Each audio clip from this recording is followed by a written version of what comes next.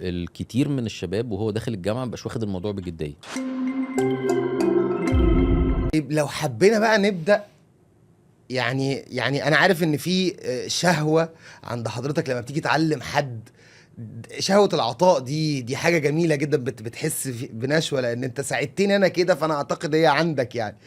لان وانا بحاول اعمل كده. انت ده اول درس انت علمتهوني في حياتي العفو. العملية، فانا لا يعني العفو، انت راجل ابن البودكاست حلال ده والله. احد ربنا الاسباب ربنا يعني اللي يجازيك بحاول اعمل خير بيها يا رب. كده يعني. لو نسامبل الامور مهم. للي طالع جديد من الجامعة، يا ابن الحلال، اولا افهم ادي الفاكتورز بتاعت الموضوع ما هي المشكله بقى في وحاول الجامعه، تبص هي لها المشكله كده. في الجامعه ليه بقى؟ امم لانه الكتير من الشباب وهو داخل الجامعه مبقاش واخد الموضوع بجديه.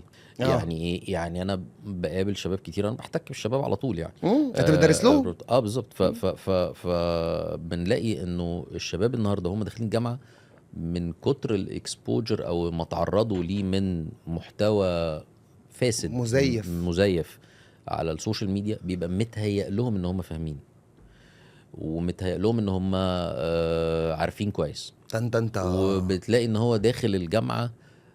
انا مش بدافع عن نظام التعليم خالص، بالعكس انا عارف عيوبه كويس قوي وعارف مشاكله فين، والمشاكل ديت بنعاني منها زينا زيهم بالظبط. وبنحتك بيها وبنجتهد قدر ما نستطيع في لاصلاحها. تصحيحها. لكن في عندك مشكلة في التعليم، والمشكلة دي موجودة من زمان. مم. بس في طالب بيبقى في جيل معين، بيبقى عنده الاستعداد ان هو يحاول يتخطى هذه العقبات، ويبحث. ويبحث ويدور ويتقارب مع أستاذه. ومفيش حد بيمتهن الحقيقة المهنة ديت، يعني في الأغلب، ما بتكلمش على طبعا الكل برضو، إنما في الأغلب مفيش حد بيمتهن المهنة ديت ومبيبقاش عنده رغبة في إن هو تعلم. يعطي أو يمنح من مم. خبرته وعلمه. ليه؟ لأن دي رسالته في الدنيا، فده مم. اختيار هو اختاره. مم. فقليل قوي انك تلاقي حد، ما مش هتلاقيه بيجي، يعني هتلاقيه ايه، بيرفض ان هو ياخد اي تكليف تدريس.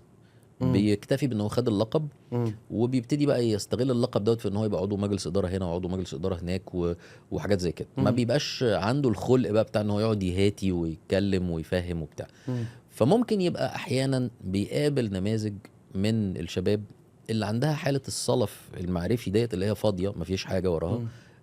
فهو لانه راجل بيحترم نفسه وسنه، فبيبتدي ياخد جنب، يعني ما بيبقاش عايز يعرض نفسه لايه، لموقف محرج، مم. وشايف ان الطلبه مش مهتمه او مش مركزه او بتاع. مم. فالبدايه بتبقى من جوه الجامعه، انك انت تتعود انك انت ازاي تصبر علشان تجيب المعلومه الصح.